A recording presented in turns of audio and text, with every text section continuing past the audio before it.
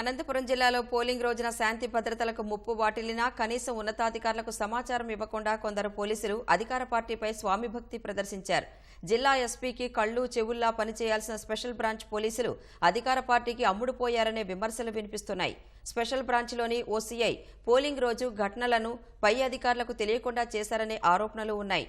సుమారు 10 ఏళ్లకు పైగా అనంతపురం వదలని ఆ సీఐ స్పెషల్ బ్రాంచ్లోకి వెళ్లాక ఆయన అక్రమాల పరంపర పరాకాష్ఠకు చేరిందని పోలీస్ శాఖలో పెద్ద ఎత్తున చర్చ సాగుతోంది. జిల్లా ఎస్పీకి స్పెషల్ బ్రాంచ్, ఇంటెలిజెన్స్ విభాగాలు రెండు కళ్ల లాంటివి. ఇంటెలిజెన్స్ విభాగం జిల్లా ఎస్పీకి పరోక్షంగా పనిచేస్తే స్పెషల్ బ్రాంచ్ విభాగం కీలకంగా వ్యవహరిస్తుంది. అలాంటి ఎస్బీ విభాగం అనంతపురం జిల్లాలో తీవ్ర అవినీతి, అక్రమాలతో కలుషితమైందనే ఆరోపణలు ఉన్నాయి. తాడిపత్రి అల్లర్ల సంఘటనను మీడియా ప్రతినిధులు జిల్లా ఎన్నికల అధికారికి చెప్పిన తరువాతే ఎస్పీ అమిత్ బర్దర్ ను అప్రమత్తం చేశారు. తాడిపత్రిలో పోలింగ్ కేంద్రాలకు వాహన కాన్వాయ్తో పర్యటిస్తూ 4 చోట్ల తెదేపా ఏజెంట్లపై దాడులు చేసిన వైకాపా అభ్యర్థి కేతిరెడ్డి పెద్దారెడ్డికి అక్కడి పోలీసులు రక్షణగా నిలిచారు. తెదేపా ఏజెంట్లపై దాడి విషయం, అక్కడ అల్లర్లు జరిగే అవకాశాన్ని స్పెషల్ బ్రాంచ్ పోలీసులు జిల్లా ఎస్పీకి చెప్పకుండా ఆ సమాచారాన్ని ఉద్దేశపూర్వకంగా తొక్కిపెట్టారనే ఆరోపణలు ఉన్నాయి.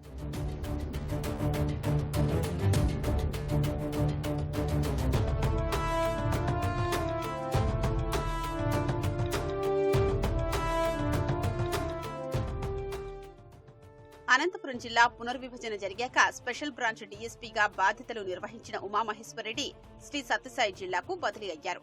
అప్పటి నుంచి అనంతపురం జిల్లా స్పెషల్ బ్రాంచ్ విభాగాన్ని ఇద్దరు సీఐలు మాత్రమే పర్యవేక్షిస్తున్నారు. వీరిలో ఓ సీఐ సుమారు 10 ఏళ్లకు పైగా అనంతపురం వదిలే వెళ్లలేదంటే అక్కడి రాజకీయ నాయకుల పట్ల ఎంతటి స్వామి భక్తి ప్రదర్శిస్తున్నారో అర్థమవుతోంది. కదిరిలో సీఐగా పనిచేసి అనంతపురం వచ్చిన ఆయన 1, 2, 4 పట్టణ సీఐగా పనిచేస్తూ దీర్ఘకాలంగా అనంతపురంలో తిష్టవేశారు. అన్ని విధాలా వైకాపా నేతలకు కొమ్ము కాస్తారనే పేరున్న ఆ సీఐని కొద్ది నెలల క్రితం మళ్లీ అనంతపురం జిల్లా స్పెషల్ బ్రాంచ్ కి బదిలీ చేశారు. ప్రస్తుత ఎస్బీ విభాగంలో పనిచేస్తున్న వారు ఎన్నికల్లో జిల్లా ఎస్పీ అమిత్ బర్దర్ కు తన కెరీర్లో మరచిపోలేని చేదు సంఘటనలు మిగిల్చారని పోలీసు శాఖలో చర్చ సాగుతోంది.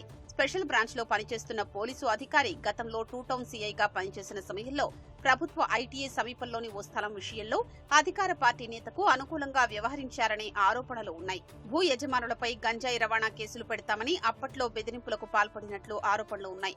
తమ వద్ద అన్ని ఆధారాలు ఉన్నా తాము తీసుకొచ్చిన కూలీలపై అక్రమ కేసులు పెట్టారని బాధితుల స్నేహితుడు తెలిపారు. మా డాక్యుమెంట్లు ఉన్నాయి, మేము ఇచ్చినాము, ఎవిడెన్స్ ఉన్నాయి, నీవన్నీ ఉంటే తీసుకురా లేకుండా వాళ్ళు ఊరికే వేసుకొని వాళ్ళు ఎవరు అధికారులు చెప్పినారు లేదా ఇంకొరు ఎమ్మెల్యే చెప్పినారు, వాళ్ళు చెప్పినారు, వీళ్ళు చెప్పినారు అనుకుంటా వాళ్ళు చెప్పింది తింటావు. కానీ మా డాక్యుమెంట్లు ఉన్నాయి వీళ్ళు అంటా అంటే వీళ్ళని కూడా తీసుకుంటా మా వలస కూలీలను మా మీద పెట్టేసి గంజా కేసు పెడతామని బెదిరించి ఉద్దేశపూర్వకంగా జాకీర్ హుసేన్ 2 టౌన్ సీఏ అందరి మీద కేసు కడతా, అనంతపురంలో అడుగు పెడితేనే నా పర్మిషన్ లేకుండా ఎవడో కానీ అడుగు పెట్టకూడదు, ఉద్దేశపూర్వకంగా నేను దొరికితే వేసేస్తాను, గంజా కేసు కడతానని బెదిరించి అందరి మీద కేసులు కట్టేసి పంపించాను.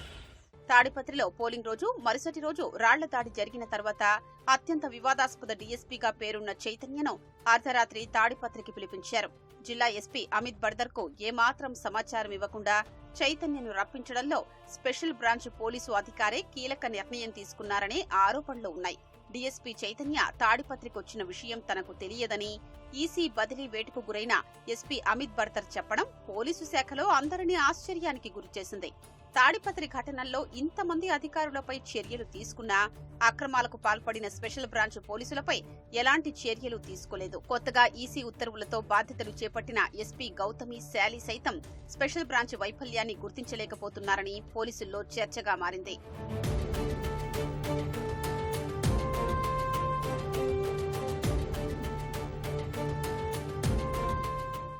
తాడిపత్రి ఘర్షణలకు సంబంధించి డీఎస్పీ చైతన్య సహా ఎస్బీ అధికారులపై జిల్లా ఎస్పీ గౌతమి, శాలి ఎందుకు చర్యలకు ఉపక్రమించలేదన్నది ప్రశ్నగా మారింది. అధికార పార్టీకి చెందిన ఓ ఎమ్మెల్యే అండవల్లే ఎస్బీ విభాగంలో బాధ్యతారాహిత్యంగా వ్యవహరించిన పోలీసులపై చర్యలు తీసుకోవడం లేదని విమర్శలు వినిపిస్తున్నాయి.